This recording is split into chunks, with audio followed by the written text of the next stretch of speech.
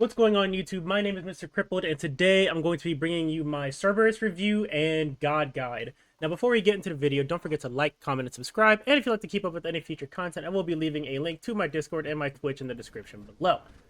Now, Your middle tower is under attack. quick little overview of this god. He is a solo laner through and through. You can play him in support, but I think his value is going to be wasted if you bring him to the support role. However, this character does a lot of damage, has a natural protection shred, good healing, has anti-heal built into his kit, and a stun. That is a little bit of a skill shot, but we'll go ahead and go over all of that here right now. The biggest thing that this character brings to the table is the fact that he has the ability to actually build a couple damage items along with some hybrid items. Yes, you can get a lot of value from building him full-on tank, but I think his value comes in of being able to just dive the back line and do as much damage as possible while also soaking up as much damage as possible, which is why he has the natural sustain in his kit.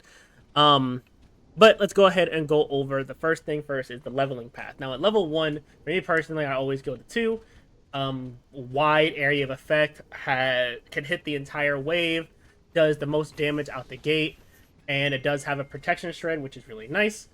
After this, once you hit level 2, it's kind of up to you what you want to go next. If you want a little bit more damage and survivability, you can go with the 3. If you want just the outright clear, your middle tower is under attack. You can go the 1. Now, here's the thing about the difference between the 2. You can basically full clear it both. If you get the 3, what you're going to want to do is you're going to want to leap on the back line of the wave, and then, or on the front line of the wave. Really just depends what you want to do there.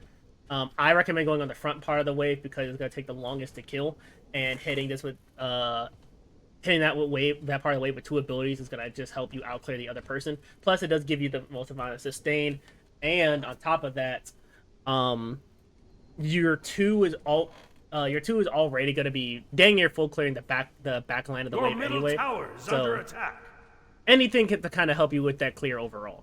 So me personally, I say go with the 3 if you're in solo, but the 1 is also just the safest clear option as well because it's range. So at level 2, get either one of those, and then obviously at level 3, you want to get the ability that you didn't get. At this point, the ability that you focus is kind of twofold. If you just want the outright safety of the clear, and you just want the protection shred as high as possible, and the most consistent clear, you can level the 2 at this point. If you want more damage, and you think you can hit the enemy god and the wave at the same time, then you level the 1, because the 1 overall does do the most damage. However, it's also the hardest to hit, to have all 3 hit at the same time. So it's really up to you, especially in certain matchups where if they have like a lot of stuns, like Bracken, Hercules, people who can stop you from using your 2, leveling the 1 might be the bigger brain option. But again, up to you. In most cases, you're probably going to be leveling the 2 first, just because of the safety of it, just to get used to the character, and then after that, you'll probably be more comfortable leveling the 1. After this, you just get the ultimate at 5, and then you max out the 2 as much as possible, then you start maxing out the 1, and then put points into your ultimate as you go along. Your middle tower is under attack. So, now for the part that everybody really comes here for, the build. The biggest thing with the build, especially in solo, you have 3 options. You have Conduit Gem, you have Blue Stone, and you have Warrior's Axe. You can go Vampiric Shroud. I don't think it's worth it on Cerberus because it actually is going to hurt his clear a little bit unless you go a very, very specific sustain build, which again, I'll show you here in a moment. But if you're into other guys that have better sustain than you, then them just having the natural better sustain and the better clear is going to hurt you if you go this card. So, your middle tower and is under Bluestone attack. is okay because it makes all your abilities do tick damage. However, first of all, none of your abilities scale with strength. Let's just get that out the way. So having this card is kind of a waste of time. It's probably better just to go Conduit Gem overall, because this is the best clearing items for magical based characters, and this god is no exception. So build into that. After that, I recommend going into Soul Gem. Reason being is because this does give him some cooldowns, it gives him some damage, it gives him a little bit more sustain, and this is the safest pick into any kind of solo laner. especially if you're not sure if you're gonna go against a magical solo or a Your physical middle solo. tower This is just is the best under start attack. overall. So now the rest of the build is going to be completely hindrant on what kind of solo lane you're going up against. If you're going against a physical, the easiest route to go is to go what you call it, Shield of the Phoenix into Mystic Mail. Reason being is because now you have a lot of cooldowns, you have a lot of sustain, you have tick damage going off, and you're really tanky against physical gods, and you're going to be doing a lot of damage because of Soul Gem the Conduit combo. This is overall a very, very strong start into other physical solos, especially for a character like Cerberus who can stop them from healing. This is probably the best start for physical solos. Your middle tower is under attack. If you think they're going to go anti-heal against you immediately, you can forego Shield of the Phoenix and go Glad Shield. It's not 100% worth it to get it second card because now it doesn't really do a lot of damage out the gate and it doesn't give you as many protections and health thanks to the recent patch. But this is a good card to build later since this card will make you do more damage based off of how many protections you have. So at this point, you can build Glad Shield here, but you know, you're going to need some magic defense at some point. So I'd probably recommend going Glorious Predwin at this point. That way, you get an active that gives you a shield. You have more CDR, you get more protections. Your middle tower is under attack. And you get a little AoE explosion that slows enemies, and you also get a big-ass health shield. So this is a very good card to go next. And then you can go Oni Hunter's Garb to get you some magic defense, because you're going to be diving in a lot with this build, and you're going to need as much physical or damage mitigations as possible, since you're not going to be really breaking 200 protections at this point. But this is a really good baseline to go ahead and start with. And then your last card is kind of a flex spot for whatever you need.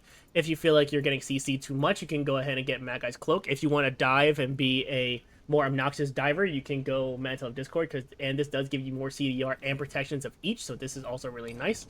Your middle tower is under attack. You can go an active item here. You can get more magic defense, such as on style. Even though this card did get nerfed a little bit because it doesn't provide as many magic protections or health, it's still a really solid item because of the active and the passive that's on it, making it to where you take less basic attack damage, and you can silence enemy gods with this. So this just adds another layer of CC to him. Card is very busted. I recommend building this card, especially since at this point, as you can see, you do have less magical defenses. So you can kind of round both those stats out and have just a little bit more magic defense at the end of the day. But keep in mind, you're still not going to be breaking 200, but that's why you have Shield of the Phoenix and Soul Gem to help you have some extra sustain. But this is the generic build that I would go for if you're into a physical solo. If you go into a magical solo, the build is a little bit different, so I would still recommend the same start. Sell all these.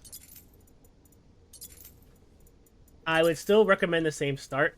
At this point, you have two options. You can go immediately into on-style if you don't mind foregoing a little bit of the cooldowns, but this does give you a lot of magic damage and health against another magical solo, and you can silence them at any given point.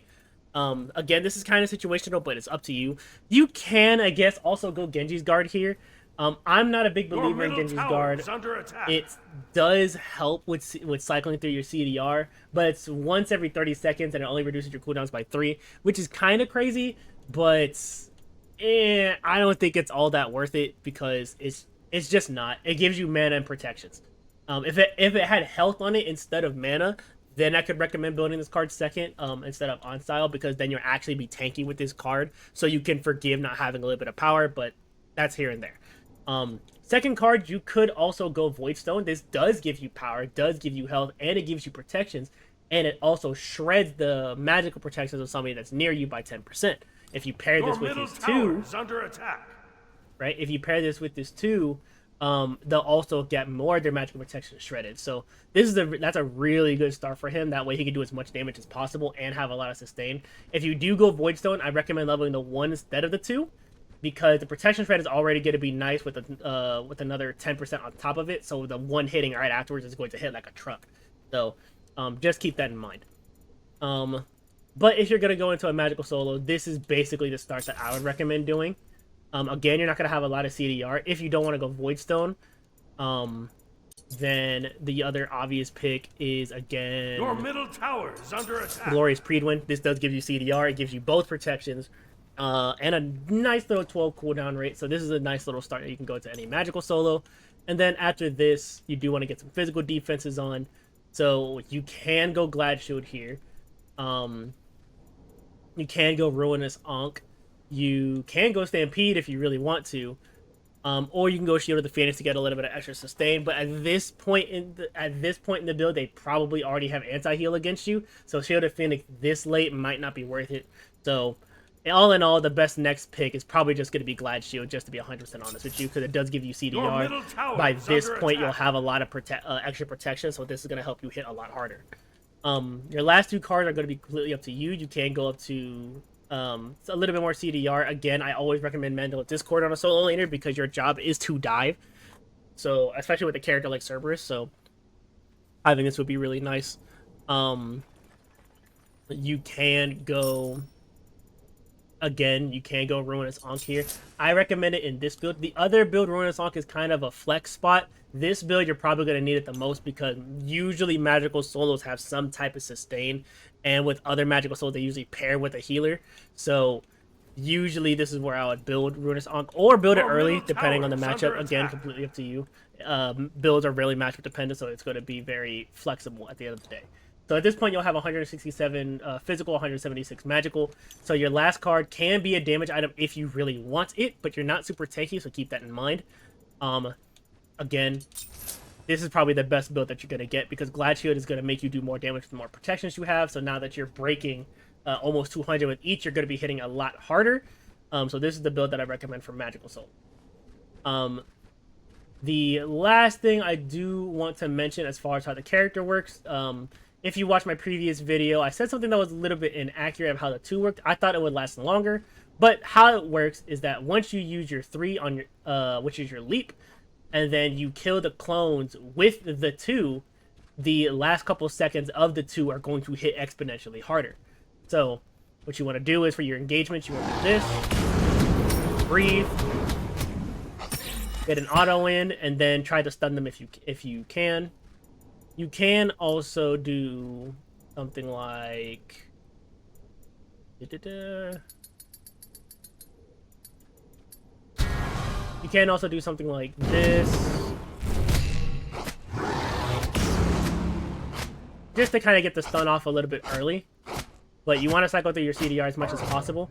And you want to try to hit them with your 2 before you use your 1 at any given point. Because the 1 does hit hard on its own, but it hits way harder after you use the 2. So always use the 1 last in your rotations unless you're just trying to get a quick stun on the enemy. But that's basically it for Cerberus. If you have any other questions, feel free to leave a comment in the comment section below. Thank y'all for watching, and y'all take care.